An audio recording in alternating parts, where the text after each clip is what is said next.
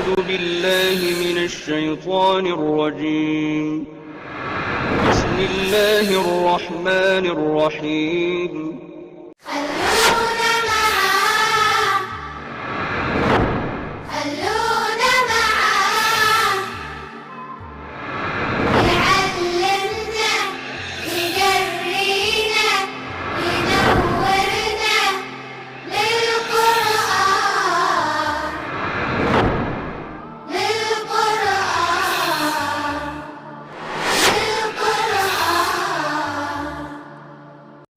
اعوذ باللہ من الشیطان الرجیم. الرحمن علم القرآن. الرحمن دو معنی ہیں اس کے.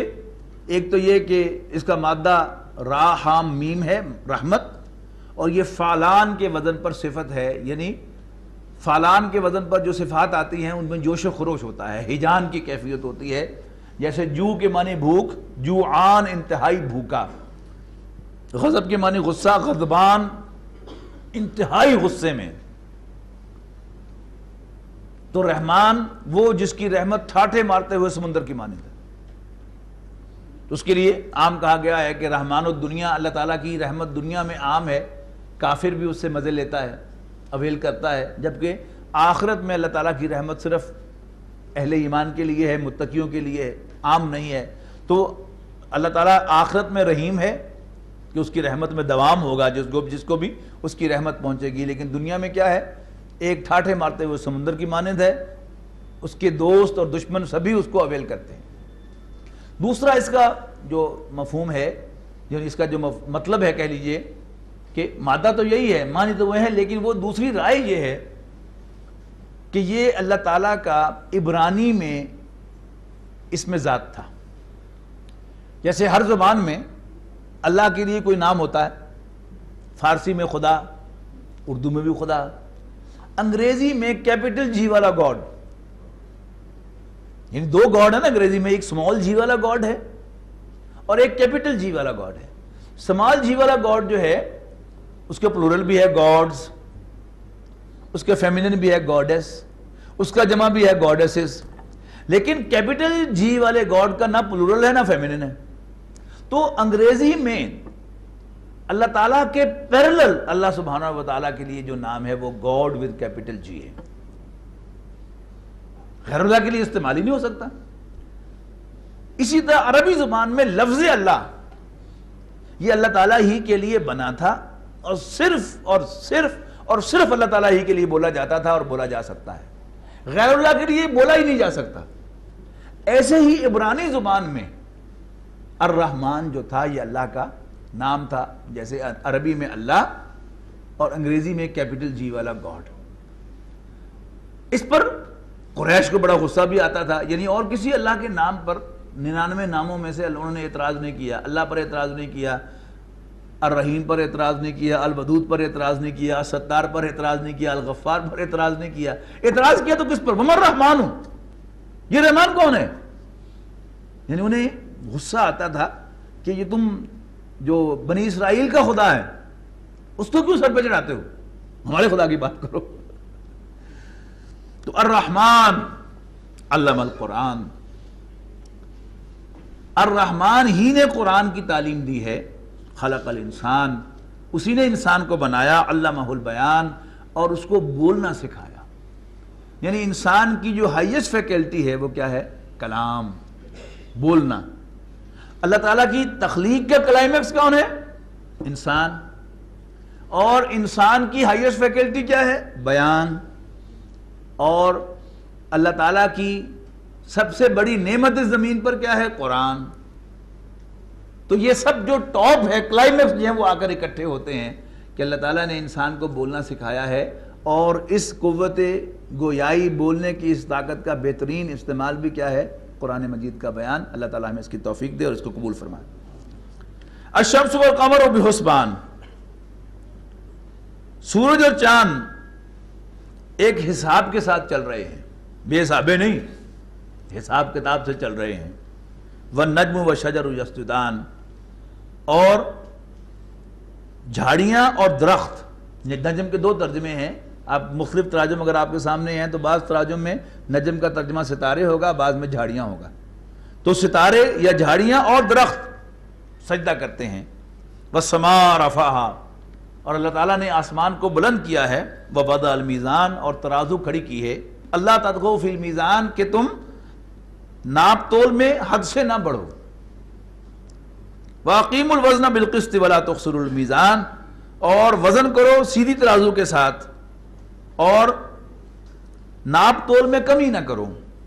والارض وضعها للانام، اور اس نے زمین بنائی بچھائی اپنی خلق کے لیے، فیہا فاکہۃ، اس میں میوے ہیں طرح طرح کے، والنخل ذات الاکمام، اور کھجوریں ہیں جن کے میووں پر غلاف ہے، والحب ذو العصف، اور اناج جس کے ساتھ بھس ہے، والریحان، اور پھول خوشبودار۔ فَبِأَيِّ آلَاءِ رَبِّكُمَا تُكَذِّبَانِ، تو اے جن و انس تم اپنے رب کی کون کون سی نعمت کو جھٹلاؤ گے۔ خلق الانسان من صلصال کالفخار، اللہ نے انسان کو پیدا کیا کھنکھناتی ہوئی مٹی سے جو سوکھ کر کھنکھناتی ہے ٹھیکرے سے۔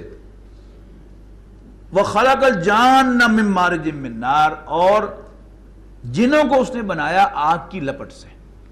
اب یہ قرآن مجید سے ثابت ہو گیا کہ جنات جو ہیں وہ آگ سے بنے ہیں۔ اب ویسے تو جو حدیث کا انکار کرنے والے ہیں ان کے لیے گنجائش نہیں ہونی چاہیے تھی، لیکن وہ بھی اپنی گنجائش نکال ہی لیتے ہیں۔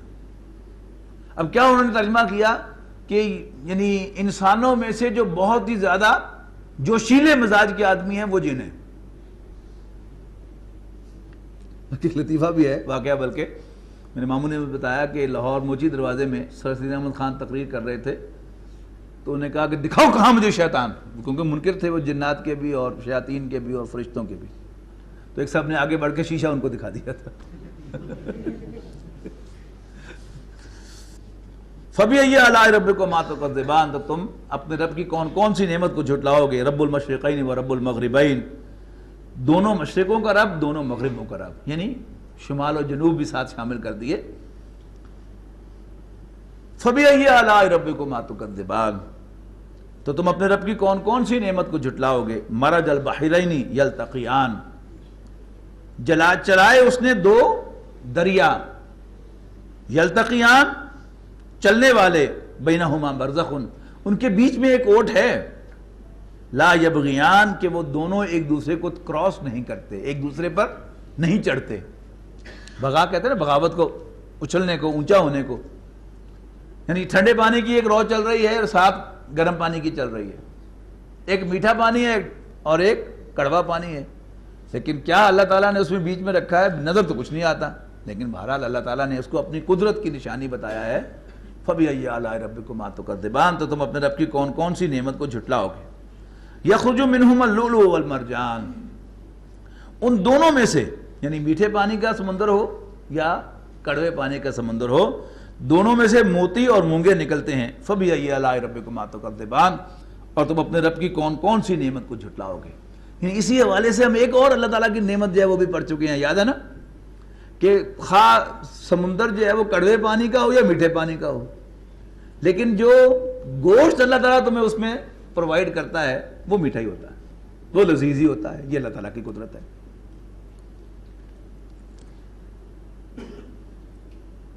وَلَهُ الْجَوَارُ الْمُنْشَآتُ فِي الْبَحْرِ كَالْأَعْلَامِ، اور اسی کے ہیں جہاز اونچے کھڑے ہوئے جیسے پہاڑ ہوں، یعنی بادبانی کشتیاں، یعنی پہاڑوں کی تصویر آپ دیکھیں تو وہ بھی آپ کو ایسے اونچے اونچے بینرز نظر آتے ہیں، اور بادبانی کشتیاں جو ہے وہ بھی آپ کو ایسے نظر آتی ہیں۔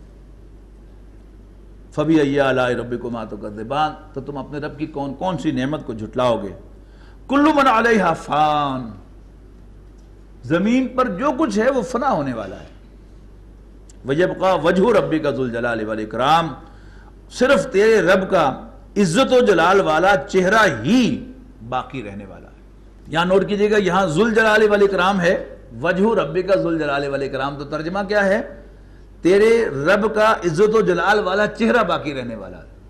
آگے آئے گا تبارک اسم ربک ذی الجلال والاکرام، تو ترجمہ بدل جائے گا، یہ میں اس لیے بتا رہا ہوں کہ جو لوگ عربی جانتے ہیں وہ تو اس کا سمجھتے ہیں، لیکن جو عربی نہیں جانتے ان کے اندر بھی ٹیمپٹیشن پیدا ہوگی، یار سیکھیے تو صحیح، ایک ہی چکر ہے۔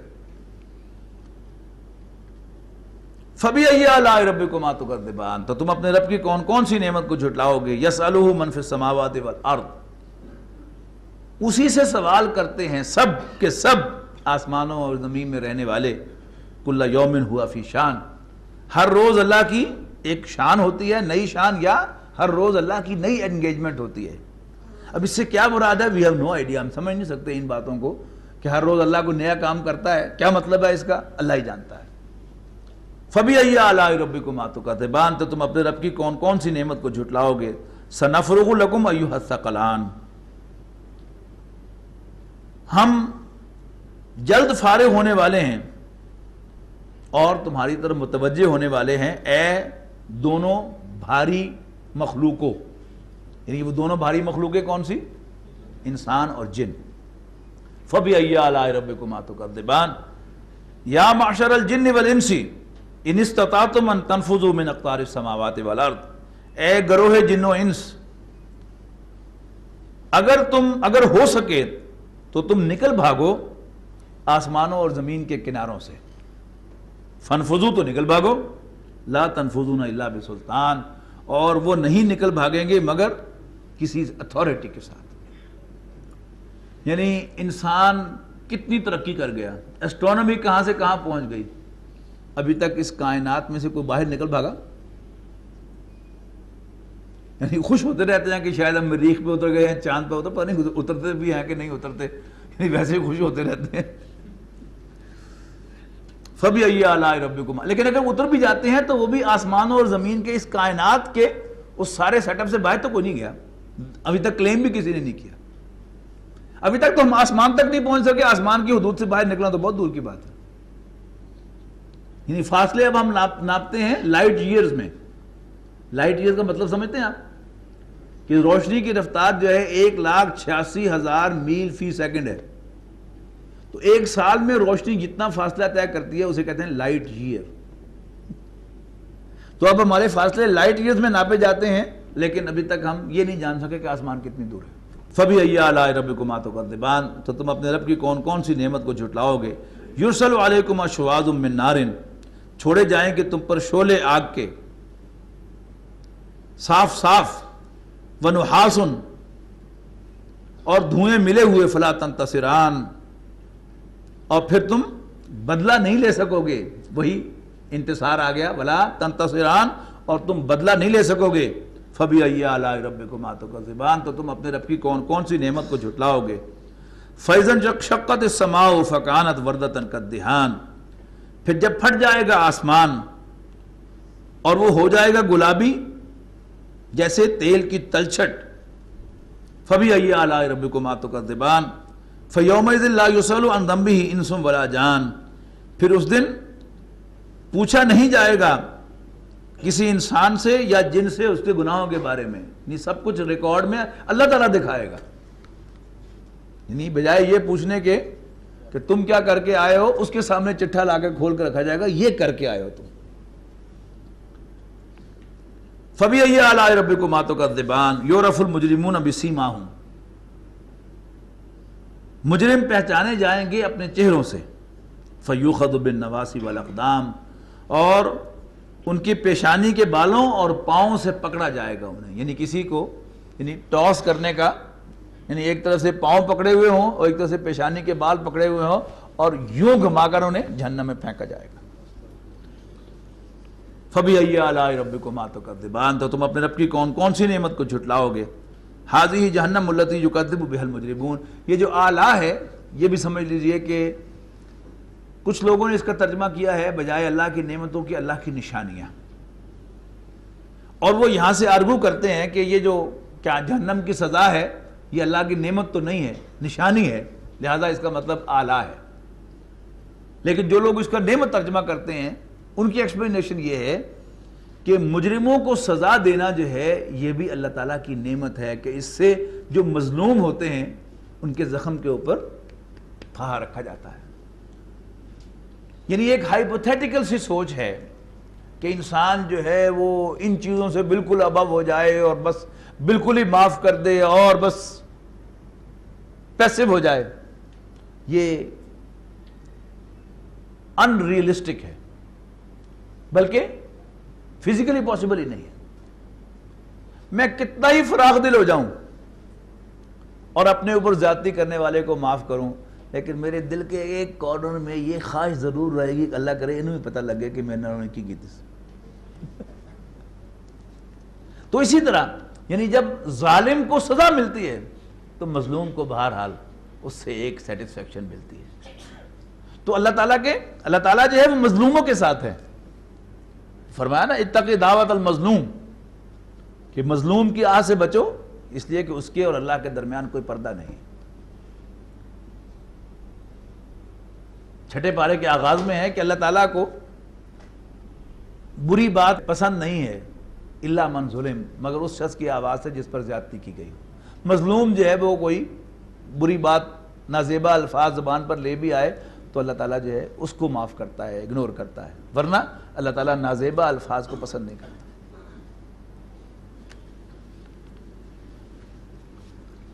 حاضی جہنم التی یکذب بها المجرمون، یہ ہے وہ جہنم جس کو جھٹلایا کرتے تھے مجرم۔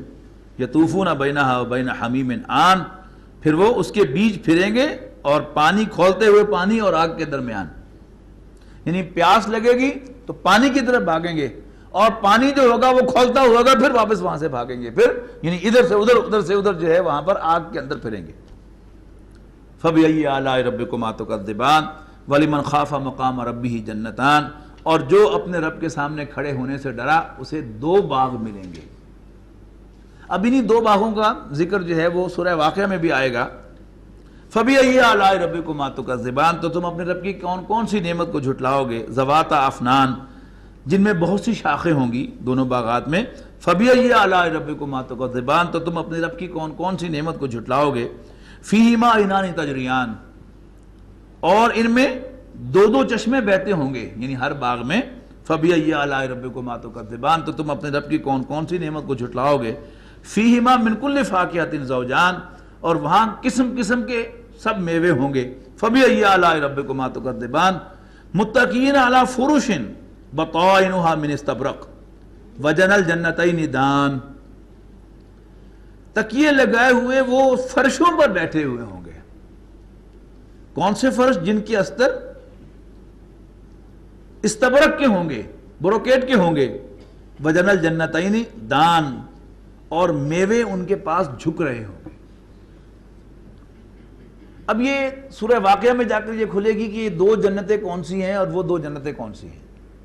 وہاں کیٹیگرائزیشن ہوگی کہ بالکل اس کے آغاز میں کہ جب قیامت کے دن انسان 3 طرح کے ہوں گے۔ کچھ اصحاب الشمال ہوں گے، بائیں ہاتھ والے، شومی قسمت والے، اور کچھ اصحاب الیمین ہوں گے، دائیں ہاتھ والے، نیک بخت لوگ۔ اور پھر ان سے بھی اوپر ہوں گے مقربون، السابقون الاولون، جنہیں کہا جائے گا والسابقون السابقون، اور سبقت لے جانے والے، وہ تو ہے ہی سبقت لے جانے والے، ان کے کیا ہی کہنے ہیں۔ سلۃ من الاولین، سلۃ من الاولین وقلیل من الآخرین، یہ سبقت لے جانے والے جو ہیں یہ پہلوں میں زیادہ ہوں گے اور بعد والوں میں کم ہوں گے، جبکہ اصحاب الیمین پہلوں میں بھی ہوں گے، بعد والوں میں بھی ہوں گے۔ اب پہلے جو ہیں اسلام میں وہ کون ہیں؟ عرب۔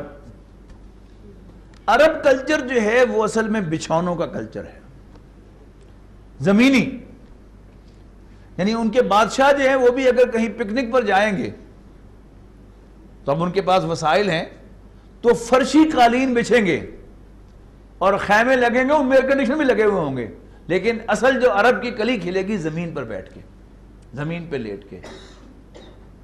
یعنی ماضی قریب تک بھی آپ کسی عرب ملک پہ جائیں تو ان کے ڈرائنگ روم میں جو ارینجمنٹ تھی وہ کیا ہوتی تھی؟ فرشی، یعنی دیوار کے ساتھ ساتھ جو ہے وہ یعنی گدے جو ہے وہ تقریباً 3 فٹ چوڑا ایک گدا ہے جو دیوار کے ساتھ ساتھ لگا ہوا ہے، اور پیچھے جو ہیں وہ تکیے لگے ہوئے ہیں، اور پھر درمیان میں جو ہے بازو کے سپورٹ کے لیے کچھ اور سپورٹس جو بنی ہوئی ہے، عرب کلچر ہے۔ جبکہ جو ایسٹرن کلچر ہے بعد والوں کا وہ کیا ہے؟ وہ بیڈز اور صوفوں اور کرسیوں کا کلچر ہے. تو یہاں اس کا ذکر ہے کہ متقینا تکیے لگائے بیٹھے ہوں گے علی فرشن بطائنها من استبرق وجنى الجنتان دان، اور ان کے میوے جو ہیں وہ جھکے ہوئے ہوں گے. پھل، تازہ پھل اور باسی پھل، اس کے ذائقے میں زمین و آسمان کا فرق ہوتا ہے. پھر ہم شہر میں رہنے والے جو ہیں، ہم نے تازہ پھل تو کبھی کھایا ہی نہیں. یعنی زیادہ سے زیادہ تازہ کیا ہوگا کہ جو پرسوں اتارا گیا ہو اور آج وہ ہمیں مل جائے تو ہم اسے تازہ پھل کہتے ہیں، ورنہ تو وہ گولڈ سٹوری کا پھل ہی ہوتا ہے. لیکن آپ کہیں کسی باغ میں جائیں اور اپنے ہاتھ سے پھل توڑ کر کھائیں اس کا مزہ ہی اور ہے. تو یعنی اس کو ایک نعمت کے طور پر کہا گیا ہے کہ جو میوے ہوں گے وہ ان کے ہاتھوں کی اپروچ میں ہوں گے کہ وہاں تکیوں پر بیٹھے ہوئے جائیں، یوں میوہ آئے گا، جب جی چاہے گا تو وہ پھل ان کے سامنے آئے گا اور وہاں سے توڑ کے وہ کھائیں گے. فیہن قاصرات الطرف، اور پھر ان میں ہوں گی نگاہیں نیچے رکھنے والی عورتیں، لم یطمثہن انس قبلہم ولا جان، جنہیں ان سے پہلے نہ کسی جن نے چھوا ہوگا نہ کسی انسان نے. یہ ورجینٹی کی طرف اشارہ ہے، ان کی پاک پن کی طرف. فَبِأَيِّ آلَاءِ رَبِّكُمَا تُكَذِّبَانِ، تو تم اپنے رب کی کون کون سی نعمت کو جھٹلاؤ گے. كَأَنَّهُنَّ الْيَاقُوتُ وَالْمَرْجَانُ، وہ کیسی ہیں جیسے لال اور یاقوت ہوں، مونگے ہوں. فَبِأَيِّ آلَاءِ رَبِّكُمَا تُكَذِّبَانِ، تم اپنے رب کی کون کون سی نعمت کو جھٹلاؤ گے. هَلْ جَزَاءُ الْإِحْسَانِ إِلَّا الْإِحْسَانُ، تو کیا نیکی کا بدلہ نیکی کے سوا کچھ اور بھی ہو سکتا ہے. فَبِأَيِّ آلَاءِ رَبِّكُمَا تُكَذِّبَانِ وَمِن دُونِهِمَا جَنَّتَانِ، اور ان دو باغوں کے علاوہ دو باغ اور بھی ہوں گے. اب یہ دوسرے اصحاب الیمین کے باغ ہیں. فَبِأَيِّ آلَاءِ رَبِّكُمَا تُكَذِّبَانِ مُدْهَامَّتَانِ، گہرے سبز رنگ کے، یعنی سیاہی کے قریب قریب پہنچا ہوا سبز رنگ، یعنی لش گرین جسے کہتے ہیں، اب یہ وہ ہے ڈارک گرین رنگ. فَبِأَيِّ آلَاءِ رَبِّكُمَا تُكَذِّبَانِ فِيهِمَا عَيْنَانِ نَضَّاخَتَانِ، ان دونوں میں جو دو ابلتے ہوئے چشمے ہوں گے. فَبِأَيِّ آلَاءِ رَبِّكُمَا تُكَذِّبَانِ فِيهِمَا فَاكِهَةٌ وَنَخْلٌ وَرُمَّانٌ، ان میں بھی میوے ہوں گے اور کھجوریں ہوں گی اور انار ہوں گے. فَبِأَيِّ آلَاءِ رَبِّكُمَا تُكَذِّبَانِ فِيهِنَّ خَيْرَاتٌ حِسَانٌ، ان میں بھی نیک عورتیں ہوں گی. فَبِأَيِّ آلَاءِ رَبِّكُمَا تُكَذِّبَانِ حُورٌ مَقْصُورَاتٌ فِي الْخِيَامِ، کہ جو خیموں کے اندر رہنے والی حوریں ہوں گی. فَبِأَيِّ آلَاءِ رَبِّكُمَا تُكَذِّبَانِ، تو تم اپنے رب کی کون کون سی نعمت کو جھٹلاؤ گے. لم یطمثہن انس قبلہم ولا جان، ان کو بھی نہ اس سے پہلے کبھی انسان نے چھوا ہوگا نہ کسی جن نے. فَبِأَيِّ آلَاءِ رَبِّكُمَا تُكَذِّبَانِ مُتَّكِئِينَ عَلَى رَفْرَفٍ، یہ تکیے لگائے ہوئے سبز مسندوں پر بیٹھے ہوں گے. وَعَبْقَرِيٍّ حِسَانٍ، اور قیمتی بچھونوں پر.